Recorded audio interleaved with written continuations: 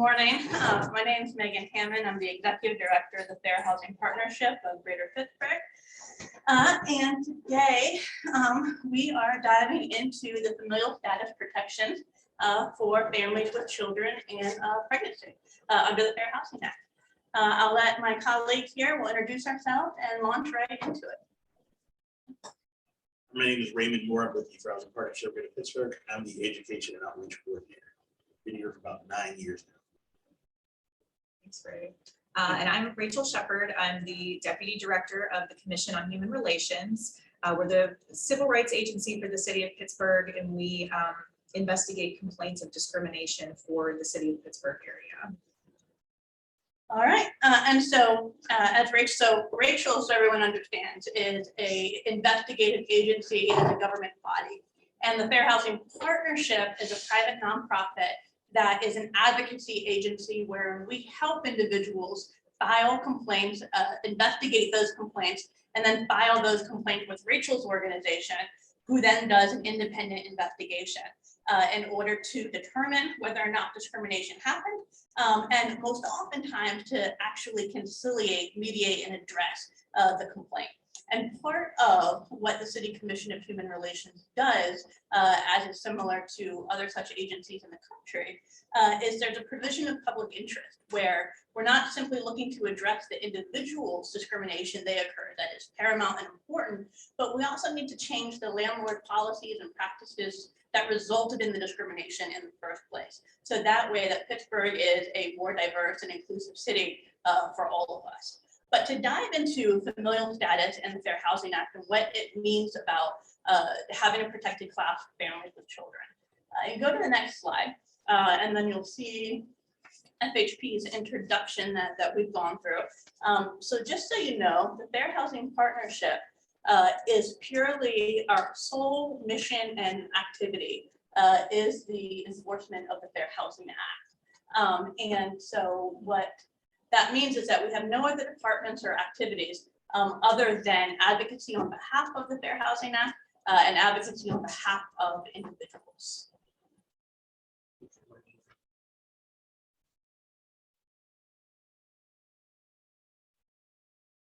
So what I'll launch into as we work on the PowerPoint for a second is to explain what familial status means. And so the Fair Housing Act was passed by the federal government in 1968. And in 1968, we had the protected classes, the identities that the government designated, in which a housing provider cannot discriminate on the basis of. And so there are particular identities that the government designates as protected classes. And in 1968, we had race, color, religion, national origin, and religion. And then in 1988, the Fair Housing Act was amended in order to include familial status and disability. Did you want me to go back to one slide? All right, if you can go to the next slide, please. I just brought it. This is the end. So familial status means a parent or a guardian of a child under the age of 18. And it also stands for pregnancy. And so pregnancy or obtaining custody of a child also includes, is within the protected class. But to explain what happened in 1988, to explain how we got to the point where Congress passed familial status as an additional protected class, is we have to understand the legislative history. So if we go to the next slide, please, is that part of the conversation that happened after 1968 was I like to envision that Congress went home. They high-fived and they congratulated. They passed this massive civil rights bill that occurred 7 days after the assassination of Martin Luther King Jr. But when they got home, their wives and sisters and cousins and daughters all said, I can't rent an apartment without a male co-signer. I can't buy a house without a husband or a brother co-signer. And then we saw that there was discrimination based on having kids. And what had happened was a series of studies and a series of investigations began nationwide about what was happening in order to have access to housing with minor age children. And part of what happens across the country, some individual states passed state law that prohibited discrimination on the basis of having minor age children.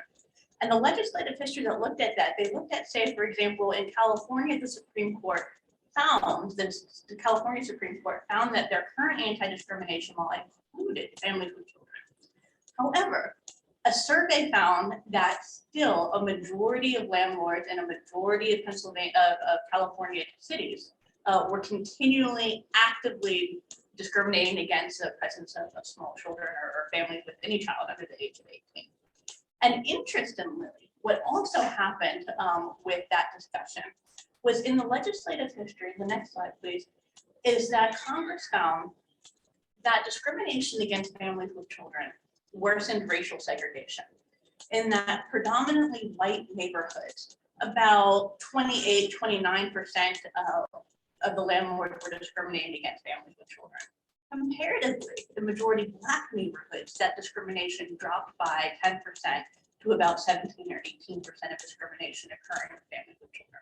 So not only was it imperative to the United States to address the fact that all households with children were facing discrimination in the housing market, but it was particularly worsening our racial segregation. And in addition, it was particularly bad in new construction. And so families with children were in increasingly racially segregated neighborhoods, as well as forced to live in older housing as opposed to new construction that was happening at the time.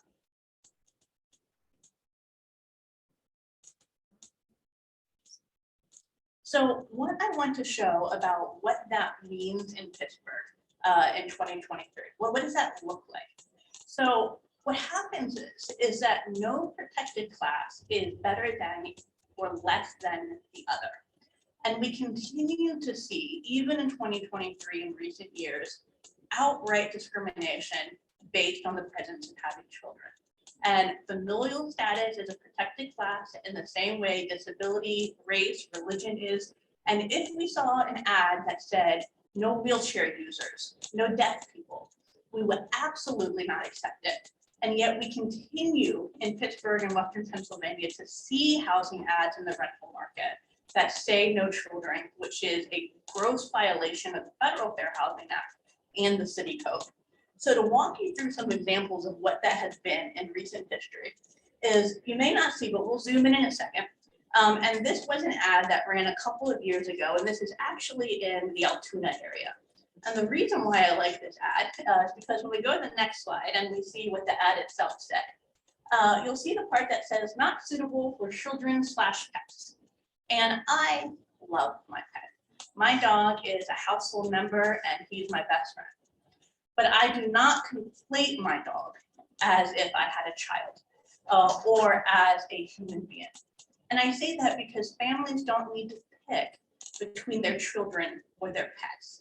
They're not comparables. And so there's not an option of having pets or children. Children are a human being, a part of the household, and it's completely and utterly illegal to disallow a household based on the presence of having minor age children. Now, what FHP does is we do an investigation, and we have trained volunteers who call a housing provider with an ad is up and to ask questions about that ad. And so what happened when we found out that the basis of these statements was coming from a housing provider, a landlord who was saying, well, the apartment is close to a busy street. It's too dangerous for children to live there.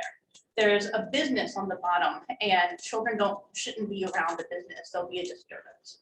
And again, when we look back on the other protected classes, if a landlord made any sort of statements of assuming that a person, because of their identity, would be a problem, a disturbance, or be so-called unable or shouldn't live next to a busy street, human beings and households within America's rental market have the right to choose where we're going to live. That choice is not made for us by landlords saying you shouldn't live here. And so while a person such as a landlord can have no malintent and mean the best for a family to be aware of features of the unit, such as a busy street and that there's a business on the bottom, is that the family should be able to pick that apartment. Perhaps that apartment is near a grocery store, or it's near where a parent works, or it's close to a school district, or it's close to a bus line. The parents or the guardians get to choose to live in that apartment and not have that apartment taken away because of discriminatory behavior by the landlord. So despite the fact, and this was only a few years ago, despite the fact that familial status has been a federal protected class since 1988, this small area landlord in Altoona absolutely refused to acknowledge their federal obligation to civil rights law. And so the end result, you go to the next slide, please, was that HUD issued a charge of discrimination. And unknowingly to us at the Fair Housing Partnership, the Altoona Mirror ran a story about that charge of discrimination. And what a charge means, whether HUD issues it or Rachel's organization, the Commission of Human Relations issues it, means that the neutral investigator has determined that discrimination occurred. And so for example, the Commission on Human Relations in the city of Pittsburgh has a solicitor that will now become involved as an attorney. When HUD issues a charge of discrimination, the Department of Justice becomes the attorney in terms of moving the case forward with the landlord or housing provider who has now been found to have been discriminated. So ultimately, the case moved forward with a settlement, not because arguably that discrimination occurred, but because the landlord was charged and found liable by HUD and the Department of Justice for amending not simply the ad, but their behavior and ensuring that they did not turn away a family in the future who would have a minor age children or pregnancy based on their assumptions that the unit would not be good for children. They were able to make the unit, to make the features and characteristics of the unit known, but that every household has the right to decide if they qualify for that unit as terms of paying for it, that household gets to decide whether or not to move in. So a couple points to make sure that we cover about familial status today. If you go to the next slide, please, is that everyone should know that in the city of Pittsburgh and Allegheny County, occupancy policies for rental units are not based per bedroom. That is not true. And if you are told by any housing provider that there is a strict limit of per number of people per bedroom as the occupancy policy, that is false. What we have in the city of Pittsburgh and Allegheny County is an occupancy policy by the Allegheny County Health Department based on square footage. Now, in full disclosure, I am the oldest of 4 children, and I grew up with a single mother, and we lived in subsidized housing. And in subsidized housing in Maryland at the time, it was new construction. That meant that we had 3 bedrooms. We had a large primary bedroom and 2 smaller bedrooms that were typically for children. Of the 4 children, 3 of us were girls, and we had 1 brother. So I spent the majority of my childhood in the primary bedroom with my 2 sisters. We had our 12s, and my brother and my mom both had their own rooms as the smaller bedrooms that are typically considered the children's bedrooms.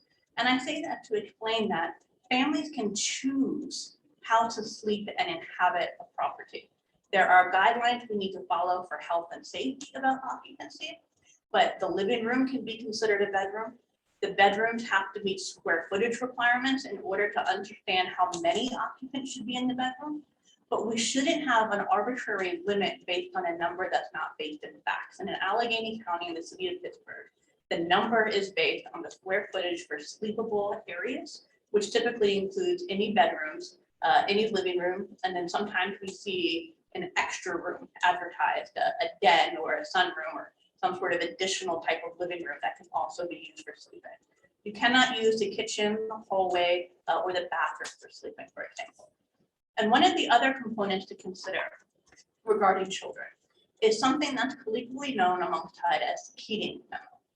And what the Keating memo clarifies is that when we're in a county in Pennsylvania, for example, that doesn't have a square footage requirement, then we need to look at the characteristics of the unit and the characteristics of the household. And what that also includes is pregnancy. And so the concept of familial status is housing choice, that families with children get to choose just as every protected class gets to choose their housing. And what that means is that if a family becomes pregnant during their tenancy and then they give birth and have a child, even if that child will eventually make them over the occupancy requirements of that housing provider, that family has until the child is about 2 or 3 years old to be able to not count the child as an additional occupant, because a newborn and a toddler typically sleeps in the parent's bedroom, is attached to the parents. And the concept of the law is that a family should not be evicted or forced to transfer or move because they have a baby. The family should have 2 or 3 years in order to make an educated decision for themselves about what their next housing is going to be. They shouldn't be penalized for having that child. And so there are additional protections when we have a newborn involved, in which even if that newborn will result in that family being over the square footage requirements of our city and county, that the landlord must allow the family to continue to reside until the child is 24 to 36 months old before occupancy kicks in regarding that child. And so to be clear, so everyone has the math, and you can look this up in the Allegheny County Health Department rules and regulations, is that the square footage requirements for what we're going to focus on for a minute is the sleeping room area. And these numbers are consistent across the country when you look at occupancy requirements. And so what you do is you measure the square footage of the bedrooms and the living room or the room anyone that would be sleeping in. And you need 70 square feet of floor area for the first occupant, and then 50 square feet for each occupant thereafter. So for 3 people to sleep in that room, you need 170 square feet. And so again, and what we're going to talk about in a second is the concept of how units are advertised with occupancy policies. Because again, what we need more people to know in the city of Pittsburgh and Allegheny County is that occupancy policies for rental units is based on square footage for areas for sleeping and not in fact a per person requirement. So to walk through what that looks like in the market. So this advertisement ran on Craigslist a few years ago. And the advertisement, if you go to the next slide, so as you can see the context of the ad, I'm going to tweak the PowerPoint a second. But what the advertisement is, it's advertised as a 2-bedroom. And the 2-bedroom says it's seeking a quiet capitalized 1 or 2 person max capacity. So this is the kind of case we see where the square footage requirements are not understood. And the advertising is now saying 1 person per bedroom. So what household type is most likely to need more than 1 person per bedroom? That's families with children. And so the very nature of the occupancy policy in the advertisement is conveying to families with children that this unit is not acceptable to them, or not allowable for them, because of occupancy policies that start at a less than 2 people per bedroom. And so most bedrooms that we'll see, now there are some bedrooms in Pittsburgh that are incredibly small, but again, we want to go based on the facts of the unit, the characteristics of the unit, and not arbitrary requirements. So again, the Fair Housing Partnership did an investigation into the property to understand what was the basis of saying seeking quiet 1 or 2 persons. And the ad continues to say, would prefer 1 single person, will consider 2. And what happened in our investigation was that the landlord was screening the phone calls of the people who called in, the potential renters, and would ask how many people were living there. And then would say it was only 1 or 2 people per bedroom, including if we had a tester who was pregnant or who had an infant. And they said it was an issue of noise, of a concern about noise. And what ultimately happened is that none of our investigators were able to schedule to see the unit if they in fact had a family that included minor age children. Whereas testers who did not have minor age children in their households, all of them were able to view the unit. And what we can share to go along with this training is there's a news story that happened. And the news story we didn't seek out the news, but the landlord sought out the news. And they said in that story, it's not an issue of children, but of noise. It's a noise issue. If we can't pick who our property is suitable for in America, then where are we? And I raised that, and I encourage you to look up the story and to watch the interview by the landlords, because this is what we fought for in the 60s, 70s, and 80s, is the right in private property to make sure that we're not discriminated against based on certain identities. We don't allow housing providers to pick based on who an individual is. We allow housing providers to pick based on your qualifications to pay the rent, to not cause property damage, but to treat everyone equally, no matter what their identity is. And that discrimination based on the identity is actually federal law, but yet getting that message out to our area landlords is constantly difficult. And so what ultimately happened as this case moved forward is there was a finding of discrimination, as we saw in Altoona. But eventually what the case resulted in, if you go to the next slide, please, is that after it took us a monumentous amount of time to convey the federal requirements that this small landlord had. I understand they don't own a lot of properties or operate a lot of properties. We're talking about a duplex. But every act in the Pittsburgh and Allegheny County market, every act of housing discrimination is critical because we need every single available unit for our families with children, for our households of different races and religions and disabilities. And not a single one of those units should be taken off the market based on identity. And so ultimately in this case, the landlords wrote a letter of apology. And the letter of apology is meant to be conveyed, is meant to convey to other area landlords that this is federal requirements and that this is absolutely obligated of landlords outside of Pennsylvania's Landlord Tenant Act. And what the landlords recognized in that letter is that denying housing opportunities, you go to the next slide, please, for families with children is very common in our communities. And the Fair Housing Act was amended in 1988 to address this. That was a nationwide problem in the 80s. But without enforcement here in Pittsburgh, we continue to see it consistent in our rental communities. And so to tie up what we see even nationwide now, go to the next slide, please. What we see is even in the month of April of 2023, HUD even has issued press releases regarding recent settlements and charge findings based on familial status. So on April 10th, a $3 million settlement was announced with a housing provider of, I believe, 100 or a couple hundred units in California, where property management was not allowing any form of outside play whatsoever and was requiring parents to supervise children under the age of 14 in every single common area.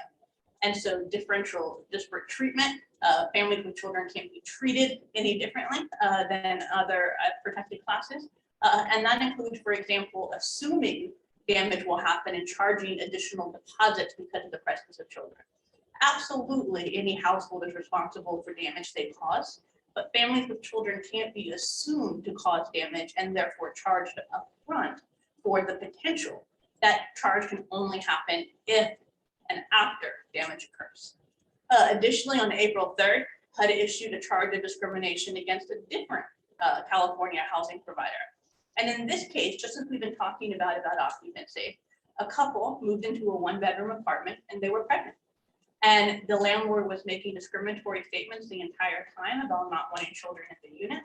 And upon giving birth and then having a second child later, the landlord made several attempts to require the household to move out of the apartment into a larger two-bedroom or a larger unit overall. And while the family may have wanted to or liked to move into a larger unit, given our housing market, particularly now, they simply couldn't afford it. It was not outside of any health and safety regulations to live in that unit. That's what they wanted. And the landlord was insistent in trying to force them to move out unnecessarily so. And to the point of, HUD has now issued a charge of discrimination that will move forward.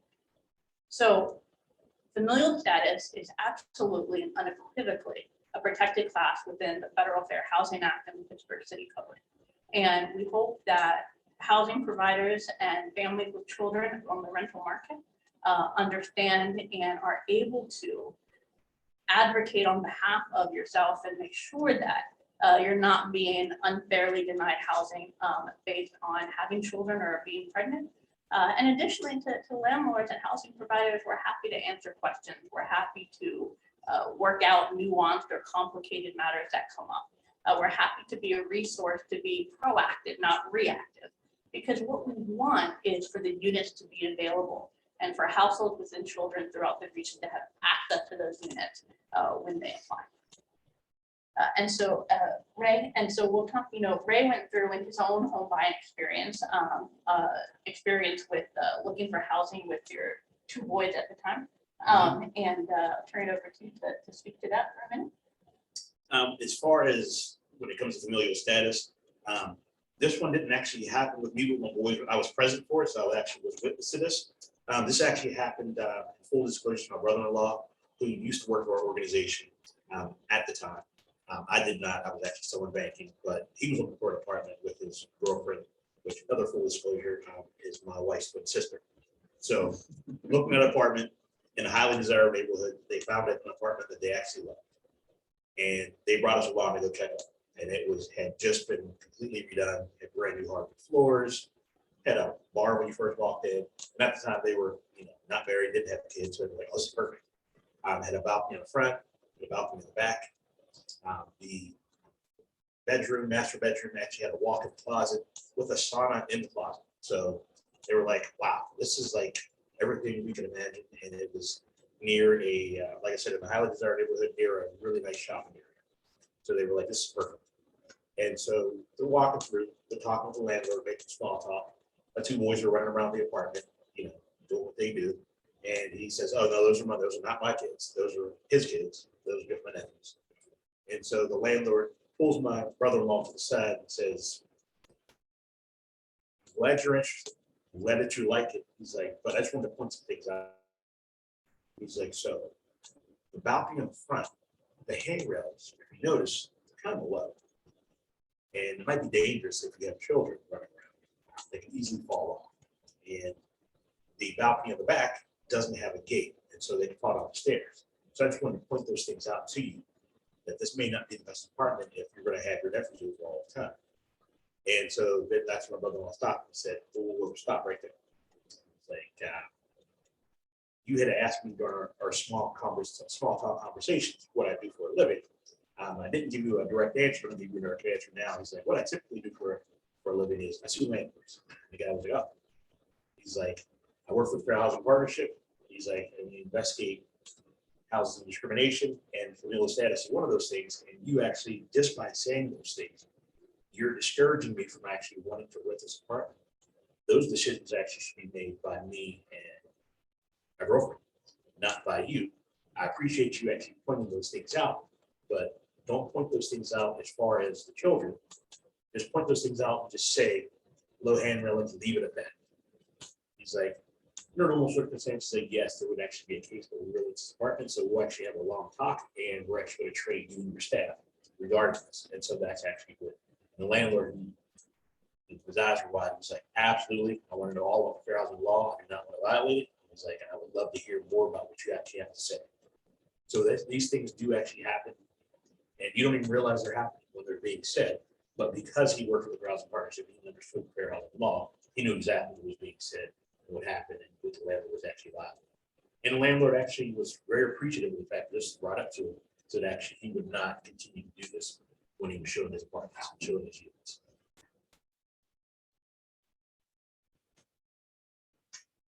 Yeah, right. I actually have my own anecdote because this is all too common.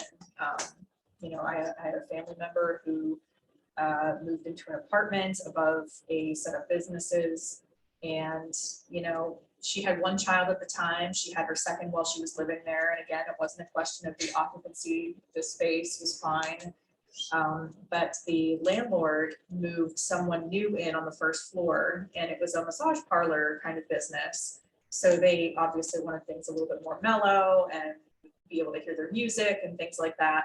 And the kids were just being kids, just running around upstairs and doing what they do. But the landlord decided to try and evict her because she said, you know what, your kids are just too loud. And when we confronted her and said, hey, you can't do that, she said, don't make me file for eviction, just leave. And, in a lot of cases, people are too afraid to come forward and to file the kinds of complaints that we can really take forward and try to make some kind of positive change and really educate those landlords and hold them accountable for these kinds of actions. And she didn't end up filing. She was so afraid, even though she knew someone who worked for the agency that she could file at, she was still just terrified. and would not do it. And unfortunately, you know, the landlord had a number of other properties, but that were not testable. Otherwise, I would have forwarded all to you. But yeah, I mean, filing the complaint is really the first step to getting these landlords to be held accountable. And sometimes it is really just as simple and overt as that. You know, a lot of discriminatory issues that we see are not as, you know, obvious these days. But, you know, with the example that Megan gave, it's right there in the advertising. It's in writing. And, you know, people don't seem to be all that shy about telling you your kids are too noisy and you can't live here. And, you know, they're going to cause problems, so you can't live here. So, you know, bringing the complaint is the first step. You know, we at the Pittsburgh Commission on Human Relations, we take those discrimination complaints. We work hand in hand with our partners at Fair Housing Partnership to do testing on these sorts of matters. We do look at things like advertising, and, you know, we take it very seriously. We will investigate your complaint.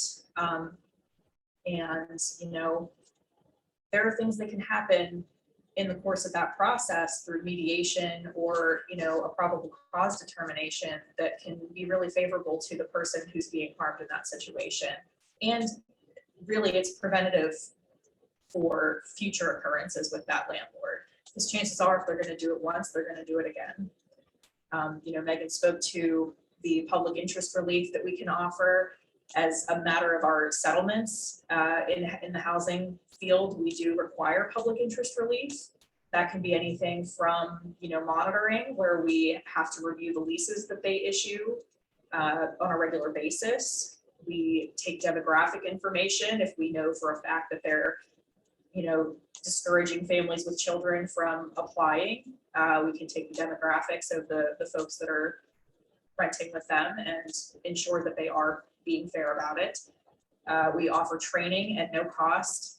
You know, we'll do our standard training just to inform them things that you just don't know when you become a landlord.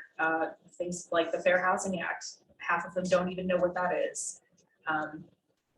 Get them the training that they need, and you know, we'll review leases and really just give them the education that they need to move forward in a more neutral and equitable way. The Fair Housing Act says that babies cry, dogs bark. And so we all live together in the same neighborhoods and the same communities. And the Fair Housing protects us to make sure that we all have access to our neighborhoods and communities on an equal and equitable basis. And you have resources in the city of Pittsburgh for both landlords to learn more about the laws that they have liability for, and for tenants to learn about their rights within renting based on the fair housing requirements, in which equality and equity is paramount for us. Thank you. I do have some questions for you guys. Please. So I have 3 questions actually, and they're all kind of different. I just was like writing them down as we were going along. I don't want to put you on the spot and you're like, do we have any questions? No. So like you had mentioned the size of the rooms before, and you know, is it possible for landlords to try to like identify rooms differently, or is that like something that happens frequently where, you know, maybe they'll say like, oh, this is something else, like to not count it and to try to get it down to what they want? And is that something that's like monitored? So to answer your second question on monitoring, no. In the world that the unfortunate nature of the Fair Housing Act and the Pennsylvania Landlord Tenant Act is that landlords are not required proactively to know the Fair Housing Act. And so oftentimes they say, I had no idea. And we have to educate them about the law itself. And the Pennsylvania Landlord Tenant Act has very little affirmative requirements for landlords, so they're not used to that concept in our area. So to your point, what we can see is we'll see an advertisement, 2 bedrooms, 1 person per bedroom type of advertising. And then when families with children inquire into it, there's a lot. So I've lived in a 3-bedroom house in Greenfield for years. And one of the bedrooms is very small. And so on one hand, it could be advertised as 3 bedrooms and then have the square footage or the size and the dimensions of each bedroom, so that people, family with children, roommates, any group of people, household, can understand what the bedrooms are, the typical areas for sleeping are in that house. And so we'll see, and this is very common, we'll see a advertisement, it says the advertisement says a 2-bedroom unit, and then once families with children inquire into it, they go, oh, but the second bedrooms, we just don't want to put a kid in there. As opposed to if roommates inquire into it, or if a couple inquires into it, then, you know, here's the first bedroom and you can use the second bedroom. The nomenclature for that second bedroom changes with, you know, you can use this as an office or a study or what have you. And one of the biggest examples of this that we've seen was actually in Oakland. And with advertising the units, I want to say it was 3-bedroom advertisements. And then when families with children would inquire, they would go, oh, it's actually 2 bedrooms. But roommates typically, you know, some people use the living room for sleeping. But what we found was that the landlords would tell roommates in the Oakland area, oh, it's 2 bedrooms, but the living room's available for third person, which is what most people do. But would tell families with children, oh, there's only 2 bedrooms, there's only a living room, and so you can't, there's not enough space for you to live here. So we see outright discrimination with how the bedrooms or the rooms are advertised, the names that are used for those rooms. And unfortunately, there's still a mass issue with landlords understanding overall all sizes of occupancy needs to be based on the square footage and not based on some blanket per person per bedroom that doesn't take account of the square footage. So there is an area housing provider that posts the square footage of the properties of the units. And so hopefully we can get more landlords to post that, and then household can use that information to inform if that's a unit that they want for whatever their household composition is. Okay. And I think that leads well into my next question. So like, I feel like a lot of the way the discrimination is caught is through, you know, marketing and just verbal communication, or if like something's happening, they're already living in the unit, then obviously that's a glaring thing. But in the end, like if they're marketing this unit, but they're marketing it in all the right ways, like they still could be discriminatory and not select those individuals based on that. I guess there's not really anything you can do about that in the end, or. So that requires, as Rachel said, that requires people to report it. And when people report it, it can be investigated, but we need a basis for the investigation. And it is completely understandable why people don't report. It's bureaucratic, it's long, you want to move on, you want to forget about it.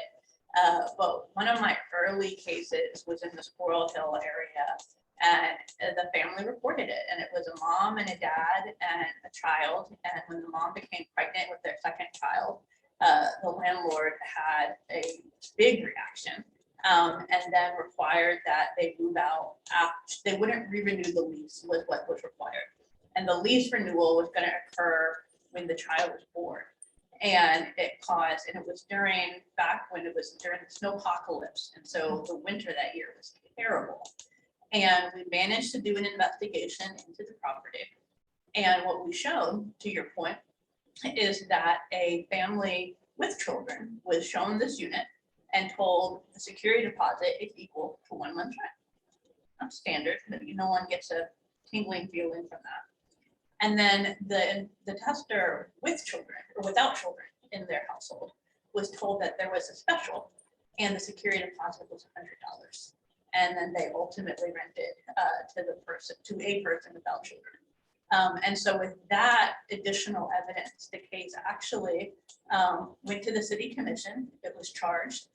It was removed into federal court, and due an extreme refusal to recognize the liability to not do that exact thing ultimately resulted in a settlement of $60,000, where it's not about a financial result.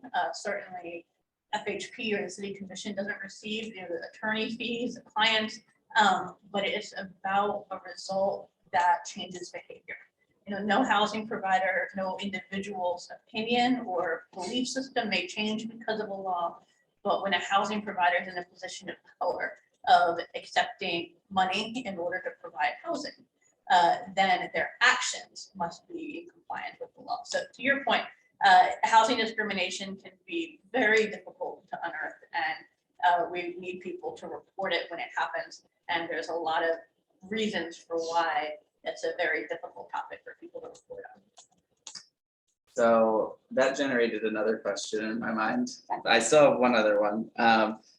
But like, so if you were going to speak to landlords and say, what would be the best way for you to not be discriminatory? I mean, because I think in the end, people still have like, if they don't want children, they still have that preference in their mind, whether they market it or, do everything appropriately.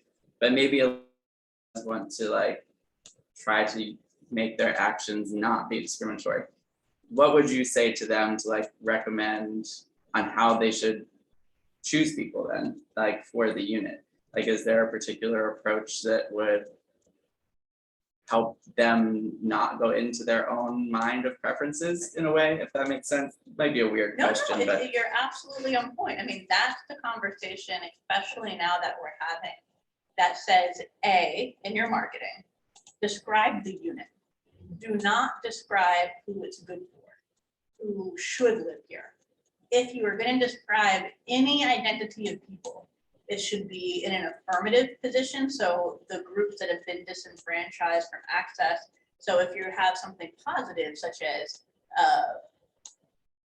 playground nearby, for children, accessible, ramp on the front for people with disabilities.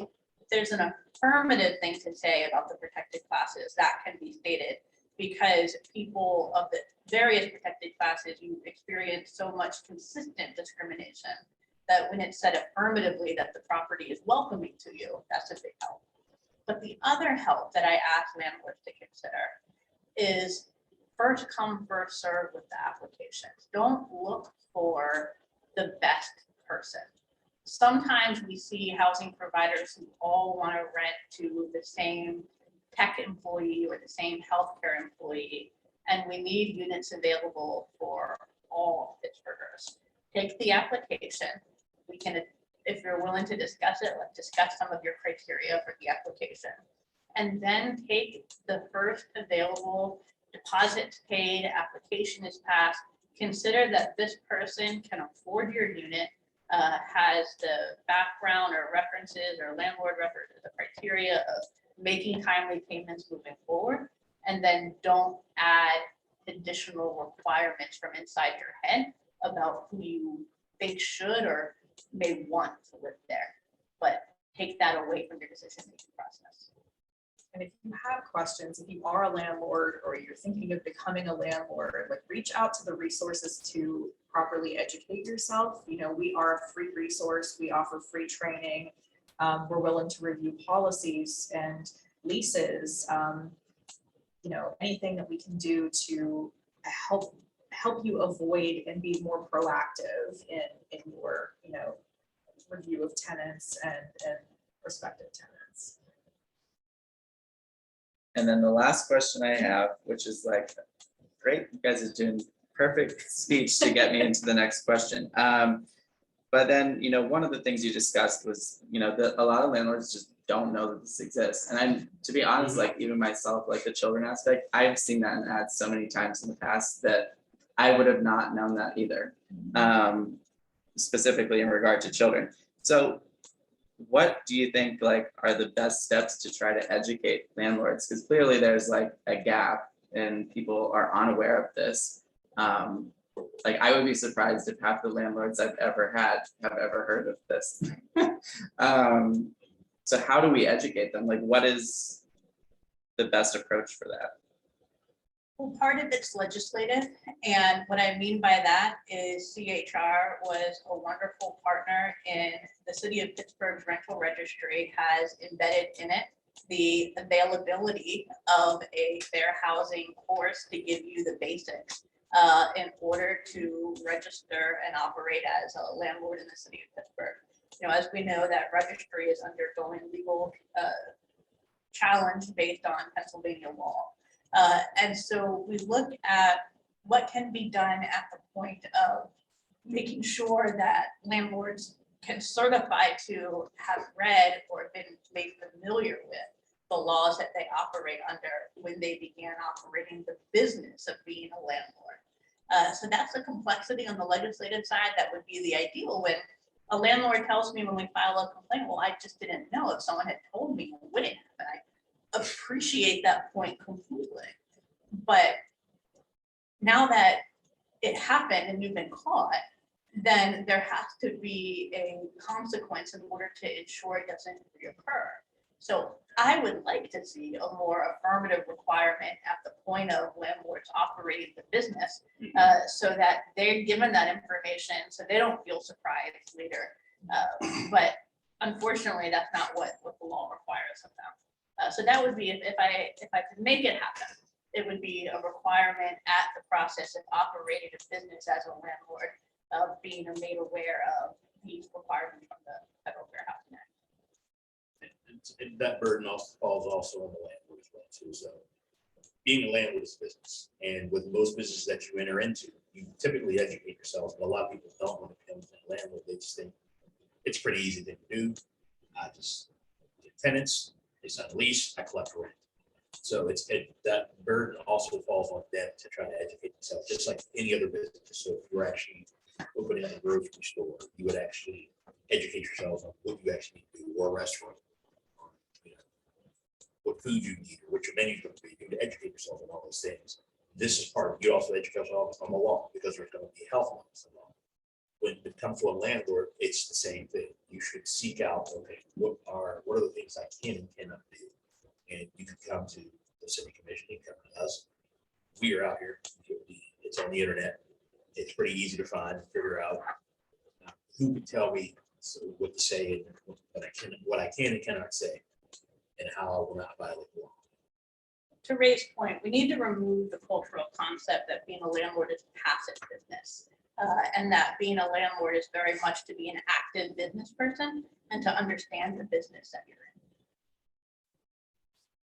Thank you, guys. That was great. Good information. Thank you for having questions. Yeah.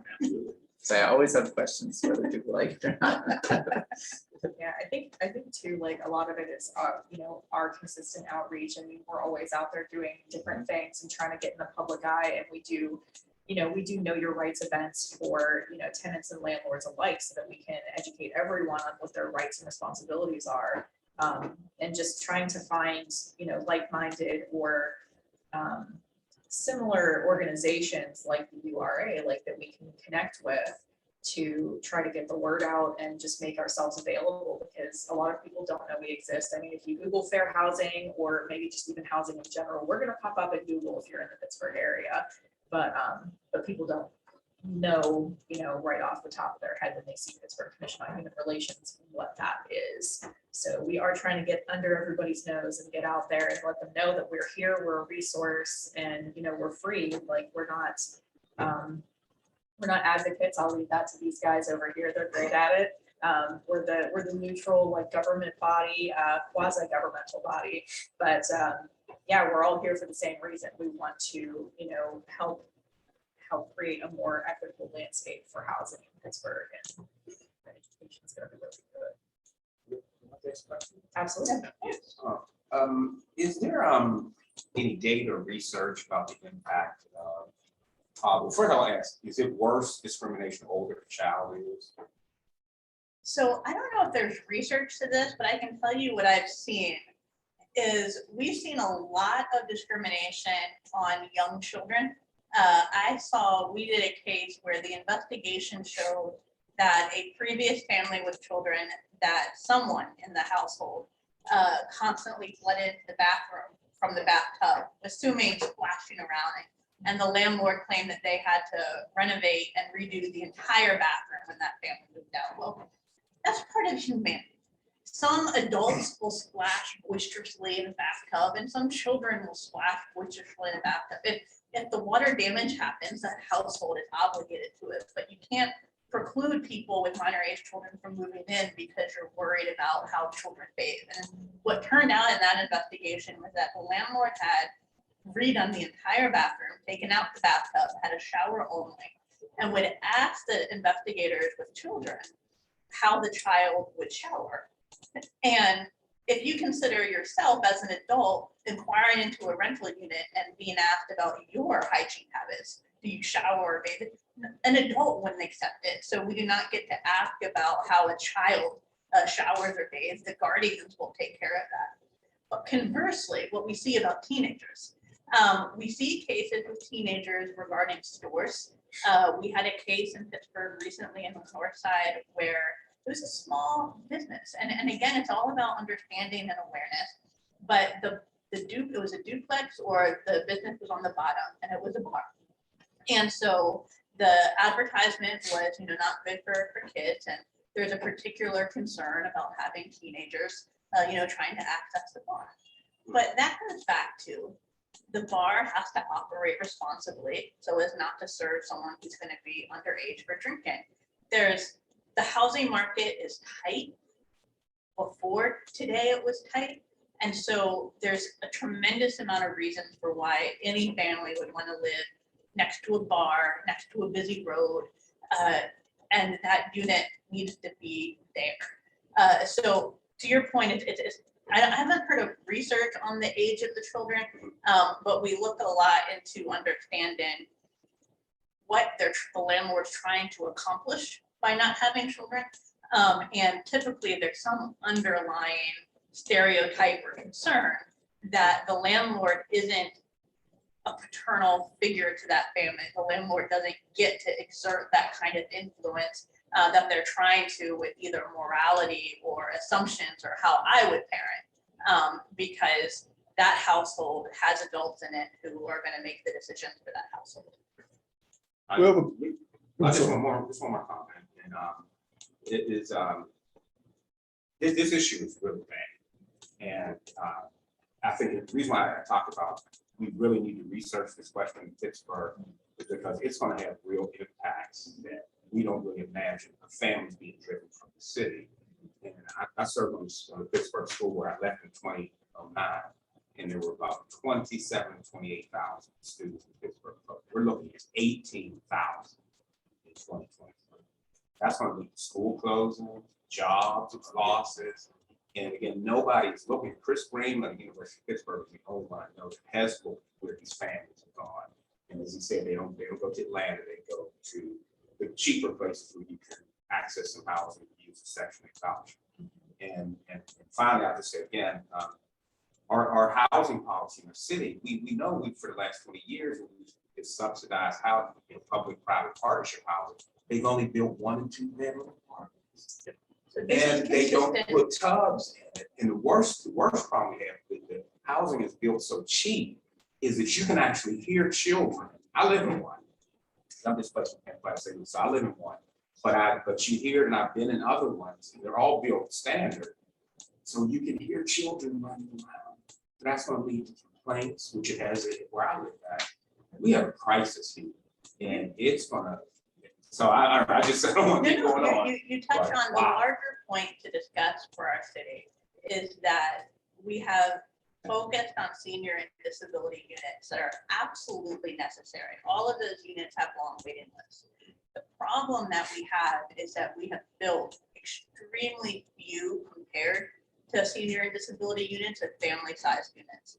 And so there are not the same amount of waiting lists for families with children to even be on as there are for senior and disability housing, because of difficulties that happen with housing development where residents of the neighborhood will push up against housing development that we've seen in Pittsburgh and nationwide, an allowance, especially in the private market, where the private developers will pursue studios, 1 and 2 bedrooms, senior and disability housing, because that is the least opposition by the residents in terms of development. What we need is a focus by the city, by the housing authority on family units, on units that are family sized. I tell people all the time, Squirrel Hill has at least 2 or 3, maybe 4 affordable housing properties in it. all for seniors and people with disabilities. All those units have a long waiting list. We need more. But there are no family size affordable properties for families to go on the waiting list, to your point about Pittsburgh Public, to be within walking distance of Alderdice. And that's where we need to have an impact on development. We have an online question. Michelle Hardy writes, is it discriminatory to rent to only Section 8 tenants? So overall, source of income in the city of Pittsburgh and Allegheny County and Pennsylvania is not an explicit protected class. And so it is typical that you don't want a housing provider to rent to only any particular group of people. And it's not explicitly discriminatory, but it's something that we can investigate and look further to see if there's a separate type of what the intent is behind such a rule. We find that there's always, well, not always, I don't want to say always, but there's usually another motive behind that. You know, there's an impact that's discriminatory because, you know, if you're looking at the majority of Section 8 voucher holders, it is, you know, primarily single women with children, people of color, you know, those groups that are also protected under the city code. So, you know, we can look at it as a disparate impact issue. We're seeing them on more of a case-by-case basis where we're having landlords say that, you know, they'll take Section 8, but they consider them problem tenants just right off the bat, which can be discriminatory, again, based on those other protections that people fall into. Yeah, but I mean, if there is something like that and you feel, you know, we try to tell people to trust their gut. You know, if you really feel like something is happening there and there's something discriminatory, let us know and we can look into it and try to see if there is something going on there and if there could be some level of, you know, education that could be given or something to try and remedy that. Michelle writes again, thank you. I'm a Black single mother who is passionate about helping women find affordable, safe housing. We love hearing from people like you, Michelle. We really do. Thank you for watching. Yes, absolutely. And, you know, for anyone who's interested in getting more involved, you know, we're looking for new commissioners for the commission. If you're a City of Pittsburgh resident, if you're passionate about anti-discrimination movement and things like fair housing, then we'd love to hear from you. You can reach out to us, get some additional information. We do have a fact sheet for our commissioners. And if you're not within the city of Pittsburgh, we are looking at creating more of an ad hoc group as well, just to get a more full perspective of what's going on with the housing community